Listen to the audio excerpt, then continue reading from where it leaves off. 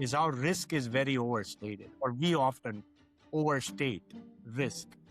And it's more like risk is disguised as a lack of stepping outside your comfort. Today, there is a shift, there is a lot more talk and a lot more hype and a lot more uncertainty.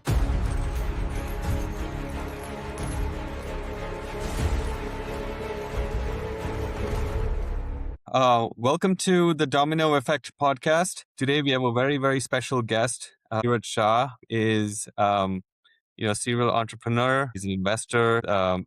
He's one of those inspiring people that I've had the privilege of not just knowing him, but also he's family to me. We're going to talk to him about, and he comes through a very similar background and experience as Vandeep and I. Or he started off in the services industry, so we'll talk a little bit about that. But welcome to our podcast show, Dhiraj. Yeah, it's absolutely a pleasure. And I'm excited to kind of share and talk and be part of this journey with both of you. Thank you. So just to kick things off, right? Just for our audience, do you want to give a quick overview of just your background? How you started into your career, and then how you transitioned from your corporate jobs to becoming an entrepreneur and founder. Yeah, no, happy to. You know, I was born in Mumbai, India, grew up there, spent my growing years having one of the most beautiful childhood. I always joke that I was a rich son of a poor father because we had a very humble 400 square foot home, but never felt that way, right? It always felt there was abundance around because of living in a joint family.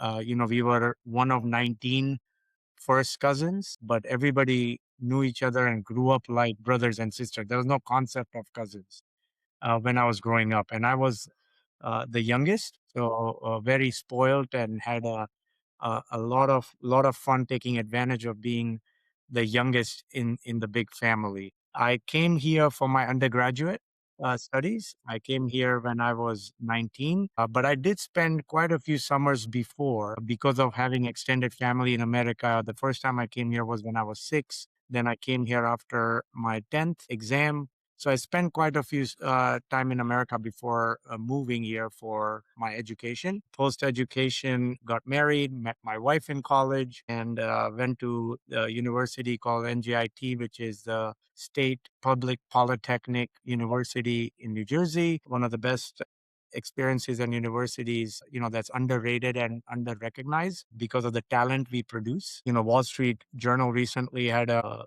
ranking of all universities, and NJIT ranked number 1 for upward mobility, ranked in terms of students coming from first generation college or underprivileged that kind of propel and build a great life and a financial career path for themselves. After 7 years working in the software industry in healthcare specifically, started my own company, Avaap. Ran that for 10 years, brought a private equity partner, and then after 5 years of running it with a private equity partner, having a couple of acquisitions, stepped down as CEO and moved from a one-hit wonder entrepreneur to a wannabe investor. So joined a Silicon Valley firm that was doing early stage venture investments out of San Francisco for the last 25 years. Felt very privileged to have the opportunity to work and learn about early stage investments.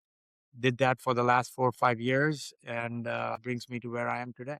So a little bit in a synopsis, I'm sure we're going to unpack areas that you feel are going to be most productive or helpful. But I'm a pretty open book, so no questions are off the table. And hopefully I can share that with you as candidly and in a value-oriented way to your podcast listeners. Yeah, thank you, Dhiraj. I think one question I had was you said you came as a in an undergrad. You obviously did your undergrad. You started working in the technology space, and then you pivoted to starting your own enterprise, right, organization. How was that transition, right? I'm sure like a lot of our audience members think about jumping into the entrepreneurship world, right? Having a full-time job, having that security. Was that a big transition for you? And like what made you take that jump? to entrepreneurship? Yeah, it's probably the two questions I got asked the most during, after we were somewhat established is one is, what does Avaap mean and why did you name the company Avaap? And then the second is, why did you start? Why? It's an interesting story, and I'll kind of be fully transparent and vulnerable in sharing with you because I actually quit February 2005 and I was just seeing a ton of opportunity. I'd worked 6 years for this software company that specialized in healthcare, and I saw a lot of opportunities for an outcome oriented services firm. So our tagline when I started AVAP was outcome based services, right? So instead of having it be focused on a time and material or a body placement, it was driven off driving outcome for our customers. I went to my boss at that time. I had three other partners, and I said, this is the plan, and I'm resigning. And he said, where are you going? And I said, I just not going to a competitor. I have this desire and a deep drive to do something on my own. And he said, why don't you do this within the walls of our company? We are trying to an offshore practice. We're going to hire close to 1,000 people. And why don't you lead that? And we'll give you full autonomy. And, my parents, my in-laws, everybody were very much against me taking a risk from a very predictable, success is very relative to where you are. From where I was a college student that barely could buy a meal for myself and paying for my fees by working three jobs, right? To sit after 6 years of working in corporate America, having a six-figure paid job, house, car, it was like, I've made it, right? So they were like, why are you taking this risk? You're foolish. Continue. You have a good path. So I kind of listened to a lot of the voices, not necessarily the voice inside as much. And I was 28 at that point in time and let go of that dream. And I went to my boss and I accepted the offer with a little more paycheck, an office with a rubber plant, and a title increase, right, from where I was. In the following 1 year, the company went public. My boss was no longer there, and the culture had changed because of being financially oriented. So the autonomy that I thought I would have was completely gone. And I was immensely miserable of being in an environment where I couldn't control or deliver on what the potential was. Now, the easy question is, okay, then go start. Why don't you start at that point? Life events had changed in that period, right? We were expecting our first child. My wife had quit her job and we had picked up a mortgage. So financially, I was in a very different state of mind to not be able to take a risk anymore. And one of the things I always share today is how risk is very overstated, or we often overstate risk. And it's more like risk is disguised as a lack of stepping outside your comfort, right? And that's Yeah. what it was for me. And that pressure created a huge sense of being stuck, which compounded to a point where I had a mental breakdown. So I had like a panic attack, I had deep anxiety, and I would just start crying. And, my wife was very worried, and everybody was uh, uh, shocked. Where is this coming from? Right. And I couldn't put a pulse on it myself. Right. I would feel fine when I was outside, and my wife would say, go play golf. But that was a band-aid. It didn't fix it. An uncle of mine suggested that why don't you go for this 10-day silent meditation camp? It may help you. So I went to India in a small village and did this 10-day meditation. And Did you do Vipassana? it was Vipassana. Okay, Yeah, I've done the same meditation in Dharamshala years back, almost 10 years back. excellent. That was the best experience I ever had. It was tough, but it was the greatest experience. Yeah, it's like most beautiful things in life, right? The best experience comes after you go through the worst. You gotta go through a lot of pain. So the first 6 days of it, right? I was like more miserable than I could ever recall in my life. Alone, solitude, the fear, the anxiety, the panic, all compounding. But as they say in Vipassana and in Buddhism, that you got to let the dirt rise and then you get clarity. And I can't describe it any other way but a sense of white light that came on the sixth day that completely cleared so many things for me. And after the 10 days, I started journaling those things just to make sure I don't forget everything I'd picked up. And one of the things was the deep passion I had to do something on my own. So I went back and I talked to my wife, and she was like, yeah, if that's what it is, just do it. I mean, what's the worst? You do it for 6 months, you'll fail, and you don't have to talk to me about it again, and I don't have to hear about it, about all the. That became the birth of Avaap in June 2006, and my partners had all moved on to different career paths. So it became like a solo journey. And I didn't really have much business experience, but I feel very fortunate that at 29, I was able to take the risk. And it was one of the greatest gifts that I've received in life to be able to see a company and leading it and founding it and growing it, right, to over 1,000 people. How was you mentioned that your existing partners were not part of the journey and you went alone into into the entrepreneurship role. Was it a tough transition, right? Before you're working in teams, but as a solo entrepreneur, there's a lot of pressure on yourself to perform, and you're kind of feel lonely at the top, right? You don't have people to talk to, right, to share those experiences. How was that experience for you as a solo entrepreneur? Yeah. I don't think it's a top. When you're a solo entrepreneur starting out, it's actually lonely at the bottom. Lonely at the bottom. That's true.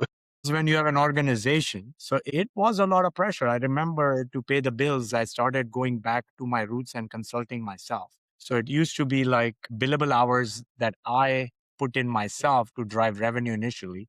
So it was consulting Monday through Wednesday. Thursday would be like sales and marketing. And then Friday and Saturday would be recruiting and financial and invoicing and, you know, trying to blend. And the first success comes, and I will never forget this. It took about 2 months before I got the first customer that signed. And that was a momentous milestone, as is in any, I'm sure, as for both of you, having this dream of building a podcast and having the first guest, the excitement that you actually have now got a guest that started off, right?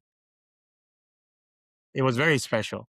So after the first customer, then it started slowly building and developing. And one of the things is following what Steve Jobs often talks about is fail forward, right? And one of the areas I aggressively failed forward was in sales. I did not have any prior sales background. So I went through maybe half a dozen or so salespeople, from trying somebody that was very good at marketing to somebody that was doing hunting to somebody that was farming to somebody that worked in a big company to somebody that worked in a small company. And it went through several iterations to eventually learn enough through all of those mistakes to learn and drive and lead it myself. And that was a pivotal point in the journey when I understood the function of customer acquisition, the function of sales and marketing, the function of go to market, and how you take something that's really good. Because for me, the biggest irony is when great companies don't become great when they have solid product, solid offerings, solid service, but they're unable to capitalize on the go to market, right? And I felt fortunate that I was able to do that and then build the team through. So Dheeraj, I wanted to ask a quick question. You hit on something that I thought was interesting. You started your company with the vision of not going the traditional billing model, which was most consulting firms say, I'm going to bill you for X number of consultants, Y number of hours at some rate, right, per hour. You went with an outcome-based approach. People are now talking about that. In this world of AI, you're now seeing where they say services is the new software and AI is beginning to sell just more outcomes than tools. And so everyone is, every services company, small or big, are rethinking their pricing models, rethinking how to package, how to sell to the customers, because customers are very demanding. They don't want to sign long-term contracts. They want to do consumption based, outcome based. I guess I have two questions. One is how did it sounds like you were a visionary in predicting this 10, 15, 20 years ago. And how do you see this happening? Do you see this being the norm now and is AI really the reason for this disruption? Yeah, I wouldn't call myself a visionary as much as just I try. It would seem common sense to me, right? One of my early experiences was when I was interning at one of the big pharmaceutical companies, and I was interning there, and I was very excited. It was my first normal desk job, and I was given several tasks to do, and I would finish those tasks in 1/5 the time. And then my manager, I will never forget, pulled me in and said, "You can't be doing things so fast because I worked so hard to open this position." Right. So it's just how the whole world of consulting and getting tasks completed, right, is set up is not direct. And that's what I saw back then, that, we need to be able to drive and give an outcome as opposed to being able to, that was a differentiator. And that got us a lot of conversations. And then we started building IP. Sarbanes-Oxley was really big in 2007, 8. So we came out with a dashboard that we were reselling, which became one of our outcome-based solution that gave companies the opportunity to run segregation of duties and several other reporting right through a dashboard view that otherwise you'd build every time you went through. Right. To the second part of your question, I do believe there's a lot of talk now because you can't escape productivity anymore, is what I feel. You could have escaped productivity gains before, but AI kind of removes that. What I'm seeing today is many companies not displacing workers today, right? In most companies, large I'm talking about, but they are for fiscal 26 and fiscal 27, tasking their teams to be more productive. So that's going to be the first step of driving it. And so to that degree, how do you drive productivity? By matching outcomes. So I do feel that the industry and in general, we're going to move more towards outcome as opposed to, a time and material or a project that's drawn out with, not a crisp understanding of where we end up. And does that also lead to how you have to reinvent the go-to-market strategy? Because if you're going to be outcome-based and you instill a lot of productivity in your processes, that means you can do, in theory, you can do a lot more with the same amount of time, which means your deals are probably have shorter cycles, your implementations are shorter, which means you need it's volume-based, right? You still need to have a lot more to build out the revenue that you typically would, just be there for like a 2-year implementation. I don't think we are there to know that as yet. So that's the speculative future part. In the general business world, I'm sure you both saw that software stocks, there was an analyst report that came out 3-4 weeks ago, and that essentially had a major impact on major software stocks that dropped by over 40% because there's a fear that software is going to get replaced by AI completely.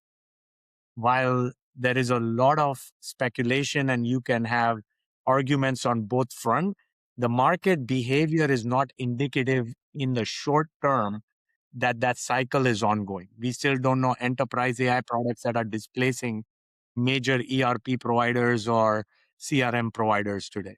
Similarly, because that disruption is not happening, we're a systems integrator that integrates large scale complex software solutions. We're still seeing growth pipeline all follow because a lot of folks are upgrading and bringing their systems up from two-tiered architecture or going from a client server model into the cloud that want to take advantage of many of the feature functionality that were brought forward with the last generation of software evolution. AI is going to be the next evolution. And typically these evolutions work out over a decade or so. If you think about the lifespan from the 2000s to 2010s. So to me, I think this is still being played out and it's too early.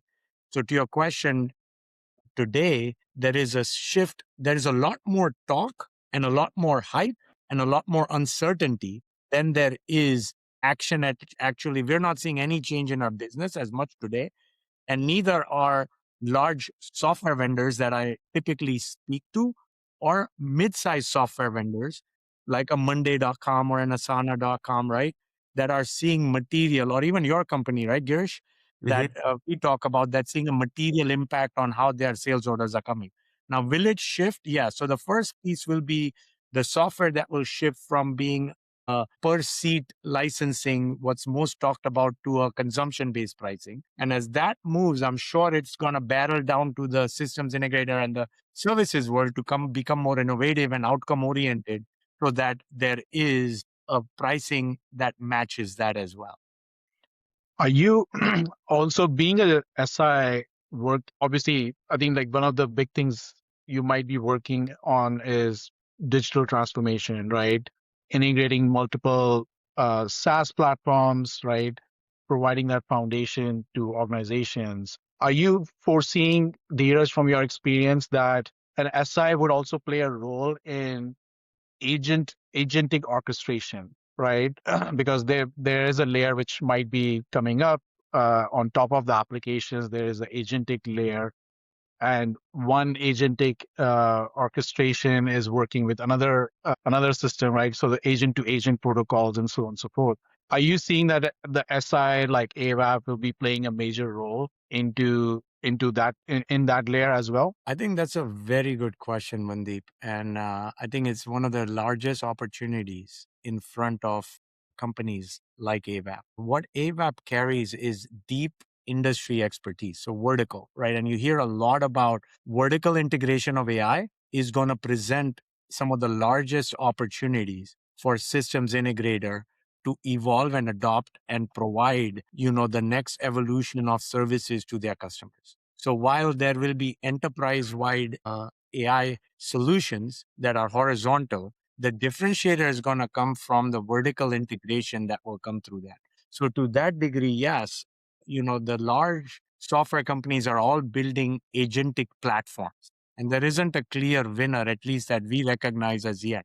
Everybody's pouring a lot into that. But the opportunity for companies like Avaap is going to be to take the horizontal agentic framework and then use that to develop a vertical solution and or solutions, right, that help fill the gap. The big software providers are still going to remain because the moat is very big when you're a system of record. But what will occur is instead of having the UI where it's forms oriented, the UI will shift, right, to prompt oriented and agent driven. And that's where there'll be a lot of opportunity. So there's one of the reports has suggested that the work of tech or IT managers are now changing, right? So where you eventually manage a team of AI agents opposed to teams of humans, right? Where everyone's when you talk about management or you talk about leadership in any corporate world, naturally the thinking is, okay, you're managing humans.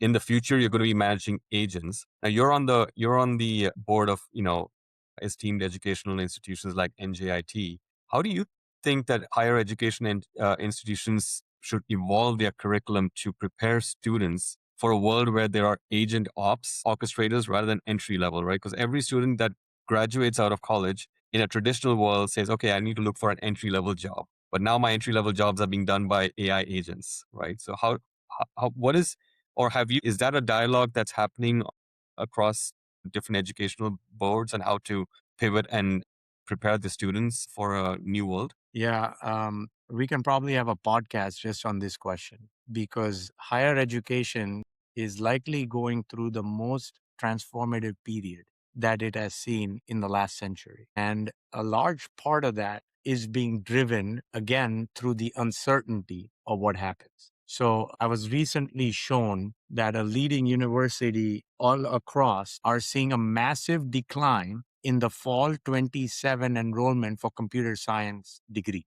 And in some schools, it's as high as 50% drop in applicants. Now you think about that, right? Like we come from an era where we were seeing computer science degrees go up, right? And we're still trying to put a pulse into what is driving that. Because yes, programming will be automated. There is no dispute on that part, right?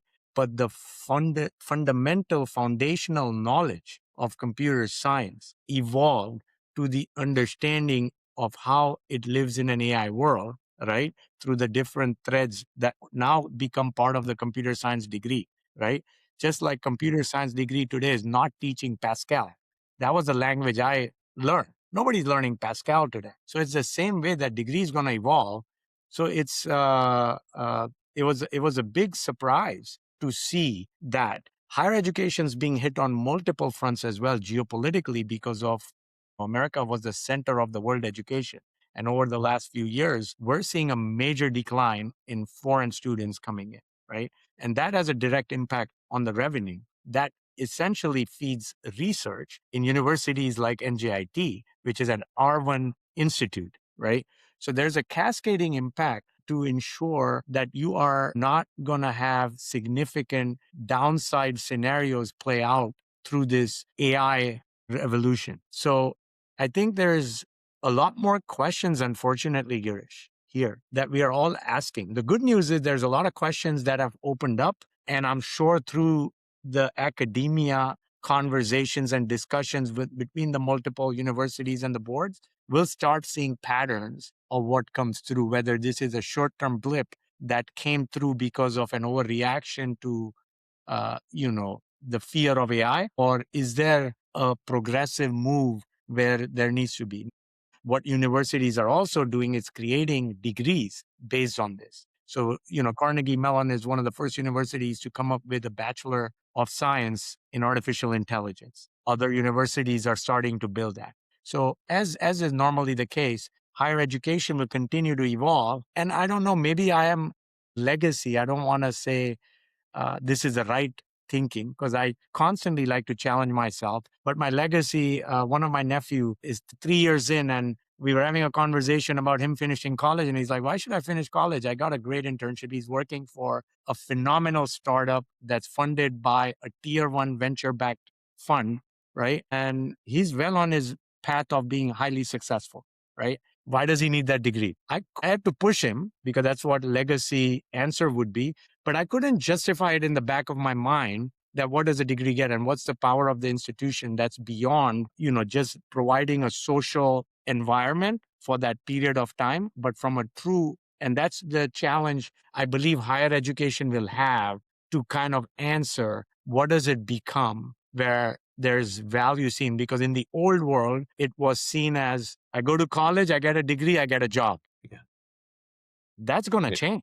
And if that changes, right, people will question going to a university. Yeah, I think universities have to resell the value of education, at least within the constructs of university. We had in a prior podcast, we asked a similar question, and it was, and maybe not all degrees, but there are some degrees where, like, the arts or humanities, people be like, why do I need to invest 4 years spending, close to $500,000 to receive a 4-year education when I could learn most of it from AI, right? Sitting at home. Now, of course, there's obviously other aspects to going to college than just the learning material. You learn how the social interaction, like you were saying, there's meeting people, which is, you're all social animals at the end of the day, right? You have to meet people. You have to understand different perspectives. You can't just simply be in a cocoon of Claude or Gemini giving you 4 years worth of education, right? But it's interesting. It was an interesting question or food for thought, and I'm sure you're seeing this, or I'm sure colleges are grappling towards is how do we resell the value of education, if not for all departments, at least for some majors, that hey, coming to school is still worth it. Yeah. No, I think it's going to be one of the biggest questions that needs to continue to be discussed and answered, and as we look at it. Yeah, I think one question, Dhiraj, which comes to my mind when we talk about education is, and I've had this discussion with a few other folks as well, that obviously the legacy protocol was that, hey, like you go to college, you get a degree, you get a job. And obviously that's changing with AI. You're also seeing there is a lot of, I would say, highlight on services based jobs. So think of like, hey, like being a plumber, being an electrician, being a specialist in the HVAC industry, right? Which has less impact to some degree versus white collar jobs, right? For AI. Do you see that those type of jobs are going to be more prevalent as AI kind of takes away and chips away some of these junior level white collar jobs. Yeah, I think there's general agreement that any jobs that are going to be physically oriented, right, until robotics truly catches up, right? And we're seeing a lot of that in China, for example, where robotics has advanced and is taking over physical jobs as well. So to that degree, some of the tasks you're talking about, an electrician or plumber, while in America, where robotics is not as advanced as it is in China, we still feel that's far away, and maybe it's not going to replace a plumber or a landscaper or any of that. But I have a friend in China who's running a large company, and he had shared a video of what his factory looks like. And 30% of his workforce is robots. And these are not robots with like arms and big giant machines. These are robots like what we see coming through Tesla as an example, right? These are human looking robots that are moving and starting to do tasks, although not complex tasks, right? So I think there's no given, is what I feel, in where it is. I was attending a lecture at NGIT by Professor Malik, who's a professor of entrepreneurship and AI, who has one of the New York Times bestsellers. And he said AI is perfect for the imposter syndrome. And that stuck with me. I said, why? He said, because we are making things up as we go. There's more unknown and more questions than there are answers, but everybody's spitting out answers, and people latch on to one answer and say, white collar jobs are going to be gone. And I don't think that's a given as yet, although some people will really press on that and believe and say that, right?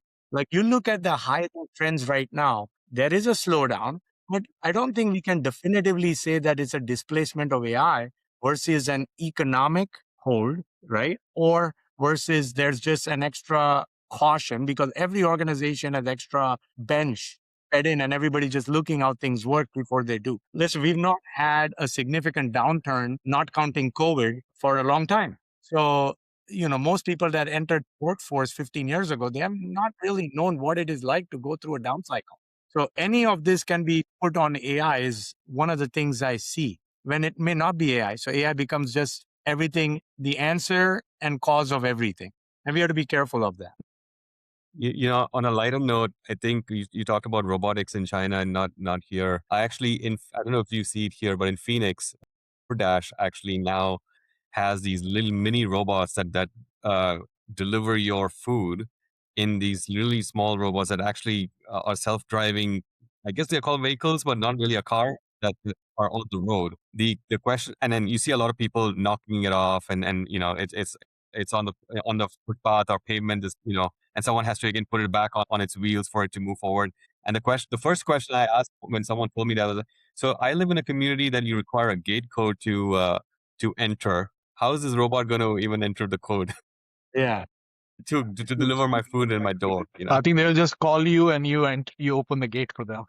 Maybe, but it's cool to see. It may not be perfect, but you're right. It's people are trying different things, right? That's and seeing what it's the experimenting phase right now, and I think it will go on for another 2 to 4 years till people really try to figure out how do I, and especially in the enterprise world where it's in most corporations. I read an article where there are many AI initiatives being taken by different teams that are doing it in silos, but it's very hard and they're not seeing a lot of success from a company-wide initiative. Yeah. Like, 10 teams can build 10, 20 AI apps, but company as a whole isn't able to use that as a way to translate into savings or ROI or what have you, right? So it's pilots at best at the moment, at least in the enterprise world, from what I've seen. I think one question I'm sure the audience might be thinking is, especially with Dhiraj and his experience on starting IT services companies, so on and so forth. If you were starting a brand new, let's say, IT services firm today, would you still pick a specific platform or would you pick a problem that AI hasn't solved yet? At the latter, for sure. I think having domain expertise and developing a vertically integrated AI services or services and software will integrate in the world, as we said, if you move to the outcome based world. But developing something that's vertically integrated that leverages an enterprise AI agentic framework, because to build that, most startups won't have the funding or capability, right? You may have an outlier, but I'm talking to the general population of people that want to entrepreneur do. The reason you see success in the companies that attach themselves to a single large software companies because they're not a software, they're entering an ecosystem and then following a framework that's there. Similarly, you can take a Salesforce or a ServiceNow or any of the big agentic framework once it's developed and then driving a solution, whether it's my thing is vertically integrated solutions, but it could be any solution that truly addresses a pain point is the best way to start it. So, what keeps you up at night with the pace of AI innovation? Is it perhaps whatever AI tool or solution is purchased and implemented today that may very quickly be outdated in 6 months? Is it productivity, the nature of productivity of what AI tools bring to the market? What keeps you up at night? It's judgment, actually. What keeps me up at night is the folks that are going to be most relevant in the AI economy are ones that have the best sense of judgment. Because what AI is going to do is do all the work. And what it comes down to in the end is the judgment decisions that you as a human are going to make. And many times I feel if AI will continue to evolve and give answers and make judgment, make decisions on your behalf, do humans lose the muscle memory and become complacent to having a critical skill that they need to be prevalent in the economy, which is, you know, having a judgment and making decisions. So I worry about that. That will people be so dependent on AI that they are losing their ability of having judgment and making decisions? Do you feel that it's new skill needs to be learned in that if you're outsourcing everything to AI agents, then the articulation of what outcome you're trying to achieve is all the more important now in order for you to ensure that when you validate the outcome, once the job is done, it's to your expectation, right? Versus actually Yeah. doing the I mean, work. the controls will be based on ethics, based on accuracy, right? All of those. Because I'm sure you have experienced this when you've used an AI tool. And now they always say at the bottom, the AI tool can make mistakes. Check. There's a reason that continues to be right up promptly in all major AI models because it has an immense what is called hallucination or, you know, misinformation or errors, right? And when that happens, how will you distinguish that? You can distinguish it today. Like in my world as an investor, right? I'm running now all my deals, my financial modeling, my contract reviews through it, right? But because I've done it before, I know and I can catch significant errors that occur. If I never went through that and I'm just solely reliant and taking that information, and making my decisions, I have lost the ability to know what was an error and what was real information. And that is a critical skill not to lose because of complacency or just getting used to what's coming in. And as you said, right, like you are, I mean, that keeps you up at night that humans might lose that ability, right, to have judgment, to decide what's good, right? Do you think like over time, think of like a calculator, right? Like before we used to force ourselves to remember telephone numbers, right? Remember how to go from one place to another, right? We didn't have a GPS. We used to do math in our head. Now we have these tools with us where we kind of lost that ability. Like if you ask me, like what's one of my friend's number, I don't remember that number because I know I can access my phone and get that number. Right. Similarly, with a GPS system, I can go from one place to another without knowing the route. Do you feel like humans over time will lose that ability? And what is that impact, right, on the human race if you lose that ability? That are we going into the direction of the movie? I don't know if you have seen the movie Idiocracy, I think it's called, Yeah. where all the humans are idiots and and kind of going through that motion. Do you see us going into that direction, or I guess like how do we stop ourselves to go into that direction if we are going in that? Yeah, using your analogy of the phone numbers, for example, right? That was, we were using our memory, Yeah. right? To kind of put that, now that's gone away. What have we filled in? Do we feel we are far more productive, right? In certain tasks, yes. But in certain things, no, because most of us are addicted and scrolling things on social media regularly because we have that time, right? So, there will be productivity gain, but again, I think a critical human skill that cannot be lost, right? In a world where AI gives everyone access to answers, the real advantage is going to come from knowing what matters, what to trust, and what to do next. Right. AI can be very And convincing. I mean, you can ask whatever question. I mean, I've seen this personally, my personal experience using Gemini, right? I use Gemini a lot and you can ask a question, however trivial it is, or however not thought through, for lack of a better word, it is, and it will tell you you've asked the best question there probably is, and I'm going to give you the best possible answer, and you feel good, right? You actually feel good about like, oh wow, I'm actually asking a really good question, and it's actually, and then it's funny because the other day I was like, oh, but what about this variable? You didn't actually account for this variable. And then it quickly iterates and say, you know what? That's a great point. Let me, it keeps making you feel good. And I almost wonder, to the point where I'm like, don't make me feel good. Just tell me how it is. Tell me the facts.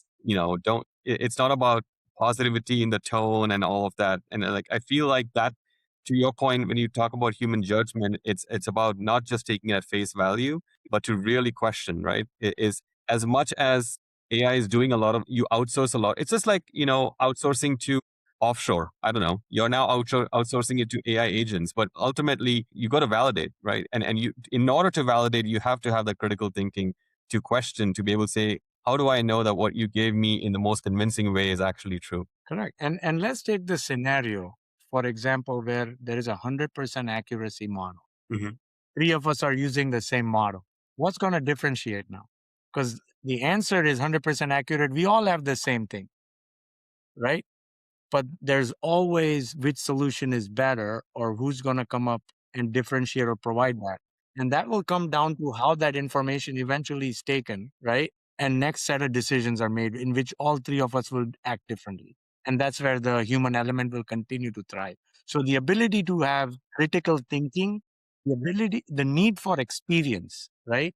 The fundamental concepts. That's why, like going back to that computer science, the fundamental understanding database structures or programming languages are critical, right? That allow you to then build through. If you work for 10 years, you know what is right and wrong. And then it comes down back to that judgment in what you do to make the next decision. Yeah. So what's one piece of advice you would give to your 2006 self if you had the tools of 2026? What would I say?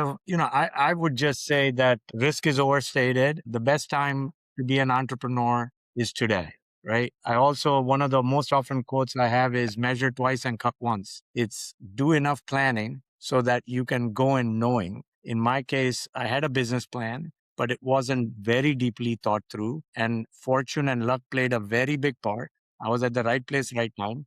But you can offset that or limit that by having better planning, right?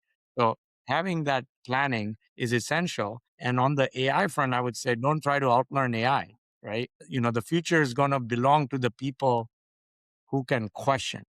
And that will be an important piece. Be curious, right?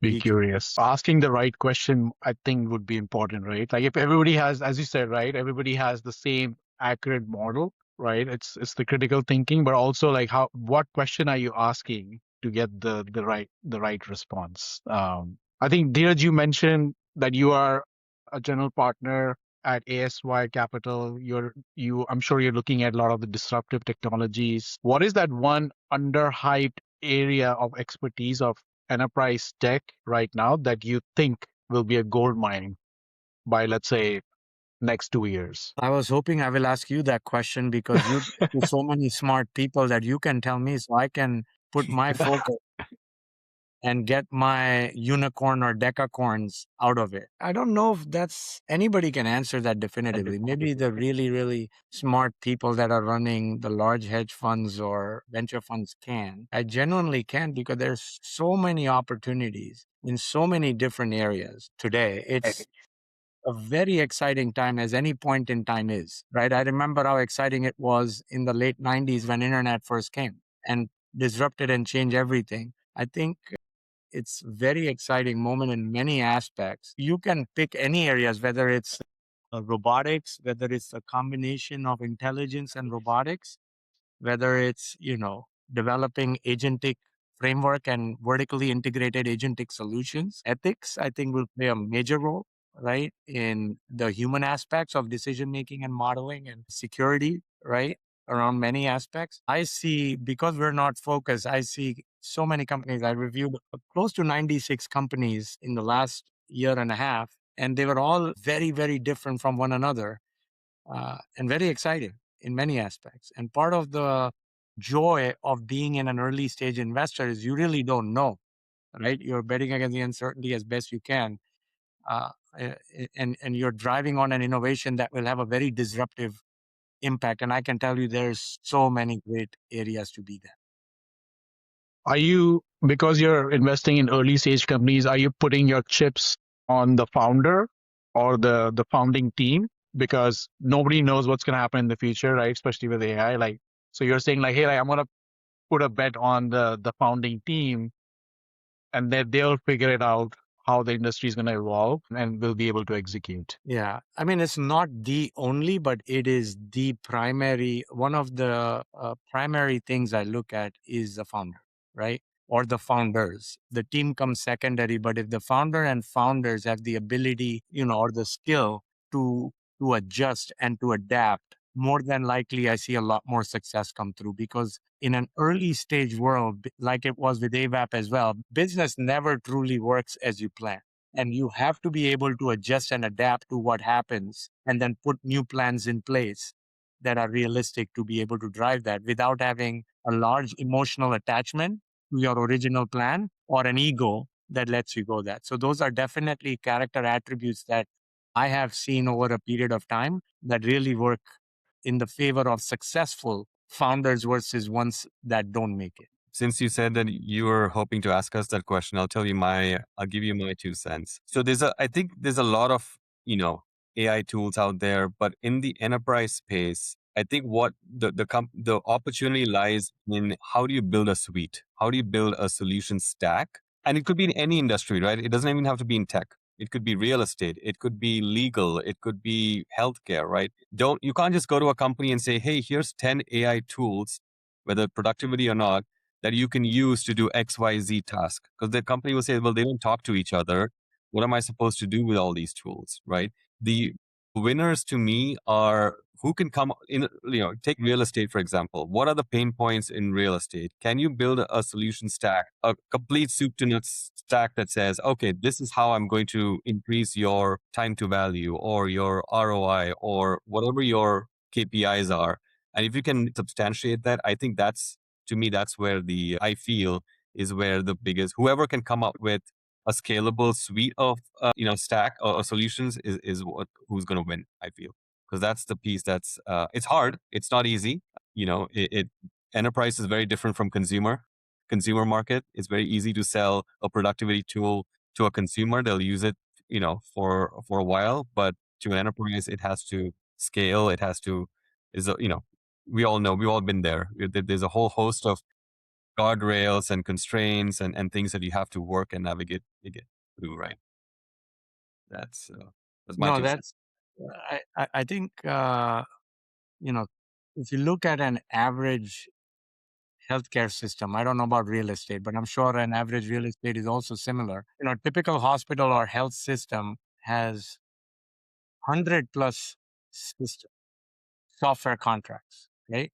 That they are using. Like you have a big ERP that does it, but then they'll have a recruiting software that specializes in that, right? A software that's just focused on billing Yes. to fix that. So in the AI world, is the opportunity where it's just going to be one agentic solution that does it? Or will there be a similar pathway, right? That allows you to have an agentic solution vertically integrated for a specific function that's important enough. That's how software went beyond. And the hundreds of software companies that sit outside of the top 5 or 10 that are controlling the enterprise software world, it's built a whole ecosystem of tier 2 and tier 3 vendors in software. And I believe AI will be similar in the short term. So what are your trusted sources to stay on top of AI? If you had any advice for either seasoned professionals like, Vandeep and I, or someone who's just starting out, right? What advice would you give folks to pivot? Yeah, I would say don't let your excitement get ahead of you because there's so much excitement and there's so many tools, right? It's like anything else. There will be perseverance that will pay up more than using every single tool that's out there, right? Like I can tell you, there isn't a week that goes by when somebody is not dropping me a new tool that I should. I look at it. But one of my philosophies in life where I am is do less and say no. And to do that, I stick to what I have. I heard a lot about Claude as an example and Claude Cowork. So just last week, I migrated a lot of my AI modeling that I was using with ChatGPT to Claude, and now I'm using both concurrently. And I've been impressed to see some of the deep thinking, especially in analytical, in large projects of documents that Claude has. And I'm exploring the co-work functionality. But if I compare other things, I'm not seeing massive large language model differentiation between the two as yet. And like any tool, me going over from one to two and now having two AI models takes a lot of time, right? So being selective, because there's more tools than you can possibly use today. And then the excitement, if you let get ahead of yourself, you're going to keep using new tools instead of using one that maximizes your productivity gain.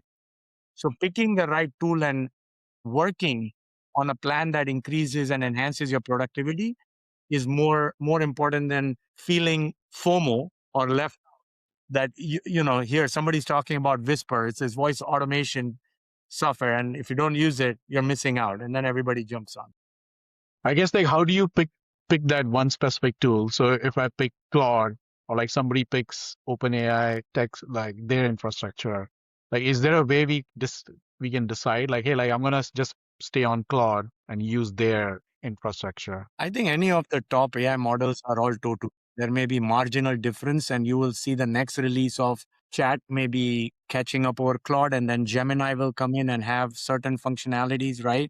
Like Nano Banana stands in a merit itself. So each tool has, in some area 10-20% marginal better, but largely this is just my unqualified view. You can stick with anyone today, right? And, it's more about learning to use the fundamental. How do I use fundamentally AI better? And then it's not tool inherent at that point. Like, the question I would say is there is an AI evolution, right? Are you using it like a search tool? Okay. The next evolution is, are you using it to kind of do research, right? And asking detail, and then ultimately is it are you using it as a thought partner, right? And how do you get it to that point? And now with OpenClaw, you can run it autonomously and basically automate your workflows and stuff as well. Yeah. Makes decisions for you, right? Cool. Well, Dhiraj, it's been an absolute pleasure and privilege. Thank you so much for, again, doing this podcast with us. I think we've had a riveting time talking to you about entrepreneurship and of course, how AI is disrupting some of the industries. So truly appreciate your time. Same here. Truly excited for both your journey. Good luck. Thanks for having me. My first ever podcast. I can put that on my resume now. It was an absolute pleasure. Thank you, Dhiraj. And yeah, thank you for the opportunity to talk to us. And do you want to share something to our audience, like where they can find you, or if they want to ask any questions to Dhiraj, like where do they find you? Girish knows where I live. So the best point Okay. is I have the point.